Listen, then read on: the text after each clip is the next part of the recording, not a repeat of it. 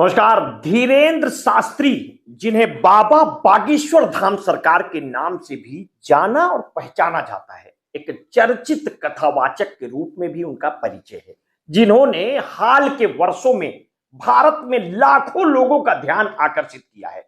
साधारण परिवेश से उठकर आध्यात्मिक जगत के बड़े मंच तक पहुंचने का उनका सफर एक प्रेरणादायक भी है और विवादास्पद। उनका व्यक्तित्व एक ओर श्रद्धालुओं के लिए भक्ति और आस्था का प्रतीक है, तो दूसरी ओर आलोचकों के लिए अंधविश्वास और विवादों का स्रोत है। इस कहानी की शुरुआत एक छोटे से गांव से होती है, जहां से धीरेन्द्र शास्त्री की यात्रा शुरुआत होती है और जो आगे चलकर उन्हें ऐसे मुकाम पर ले आई जहां उनका नाम धर्म और आस्था के साथ साथ विवादों में भी खूब गूंजा है। धीरेन्द्र शास्त्री का जन्म और प्रारंभिक जीवन मध्य प्रदेश के छतरपुर जिले में स्थित एक छोटे से गांव गढ़ा में हुआ। उनका परिवार अत्यधिक साधारण था, जिससे धर्म और अध्यात्म का माहौल था। उनके परिवार का संबंध हिंदू परंपराओं से जुड़ा हुआ बताया जाता है और इसी धार्मिक परिवेश में उनका पालन पोषण हुआ। बहुत कम उम्र से ही वे अपने परिवार और गांव में भक्ति और अध्यात्म के प्रति विशेष रुचि रखने लगे थे। उनके दादा, जो खुद एक गहरे धार्मिक व्यक्ति थे, ने उनके भीतर धार्मिक संस्कारों की नींव रखी, ये बताया जाता है। और उनके परिवार में पीढ़ियों से राम भक्ति की परंपरा भी रही है और यही परंपरा धीरेन्द्र शास्त्री के मन में बचपन से ही रची बसी थी। धीरेन्द्र का जीवन शैली बेहद सादा और अनुशासन में बंधा हुआ था। उन्होंने गांव के ही एक साधारण स्कूल से प्रारंभिक शिक्षा ली। हालांकि आर्थिक स्थिति बहुत मजबूत नहीं थी, फिर भी उनके परिवार ने उनकी धार्मिक शिक्षा पर कोई समझौता नहीं किया, ऐसा कहा जाता है। साधारण शिक्षा के साथ साथ उनका ज्यादातर समय मंदिरों में बीतता था और जहां वे नियमित रूप से पूजा अर्चना करते और धार्मिक ग्रंथों का अध्ययन करते थे। धर्म के प्रति उनकी लगन इतनी गहरी थी कि लोग उन्हें बाल्यावस्था में ही एक साधारण बालक की तुलना में एक गहरे धार्मिक व्यक्तित्व के रूप में देखने लगे थे। उनकी लोकप्रियता तब बढ़ी जब उन्होंने बालाजी की कथा करना शुरू किया। इन कथाओं के माध्यम से उन्होंने लोगों को बालाजी की महिमा का परिचय करवाया और देखते ही देखते एक विशाल भक्त समुदाय उनके इर्द गिर्द बन गया। उनकी कथाओं में एक तरह की अपील थी, एक ऐसा तरीका जो परंपरागत प्रबंधनों से हट कर था और जिसने लोगों की गहराई से प्रभावित किया। उनकी कथाओं में श्रोताओं के सवालों का जवाब देना, मनोविज्ञान को समझना और अपनी बात को ऐसे रखना कि सुनने वाला भावनात्मक और मानसिक रूप से उनसे जुड़ जाए, ये सभी गुण उनसे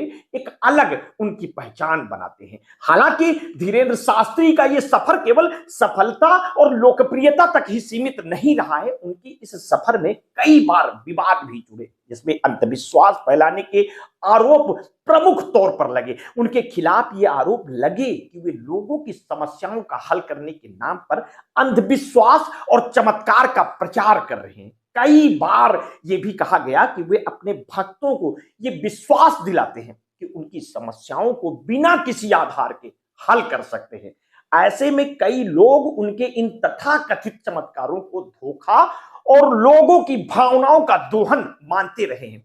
वो धीरेन्द्र शास्त्री के इन आरोपों का सिलसिला तब तेज हुआ जब एक चर्चित कार्यक्रम में उन्होंने ये दावा किया कि वे लोगों के मन की बातें पढ़ सकते हैं और उनके इस दावे ने मीडिया और समाज में बिल्कुल अलग खलबली पैदा कर दी। अंधविश्वास उन्मूलन के लिए कार्यरत कई संगठनों ने इसे लोगों को भ्रमित करने वाला करार दिया। कई आलोचकों का कहना था कि धीरेन्द्र शास्त्री जैसे धार्मिक गुरु लोगों की भावनाओं का फायदा उठा रहे हैं, इस प्रकार का भ्रम फैलाकर समाज में अंधविश्वास को बढ़ावा दे रहे हैं। इसके बाद एक बड़े धार्मिक कार्यक्रम के दौरान महाराष्ट्र में उन पर केस दर्ज किया गया। आरोप था कि वे लोगों को चमत्कारों और मन की बातें पढ़ने का भरोसा देकर उन्हें धोखा दे रहे हैं। उनके खिलाफ केस दर्ज होने के बाद देश भर में उनकी आलोचना और बढ़ गई। कई समाचार चैनलों ने इस विषय को लेकर बहसें शुरू कर दी और सवाल उठाए कि क्या एक धार्मिक गुरु को ऐसा दावा करना चाहिए? क्या ये समाज में अंधविश्वास को बढ़ावा नहीं देता है? वहीं उनके समर्थकों का कहना है धीरेन्द्र शास्त्री ने कभी भी अंधविश्वास को बढ़ावा नहीं दिया है और वे केवल भक्तों को आध्यात्मिक मार्गदर्शन का काम कर रहे हैं। उनके समर्थकों का मानना था कि धीरेन्द्र शास्त्री का काम केवल लोगों को राम और भक्ति की ओर प्रेरित करना है और वे समाज में धार्मिक मूल्यों को पुनर्जीवित करने के लिए काम करते हैं।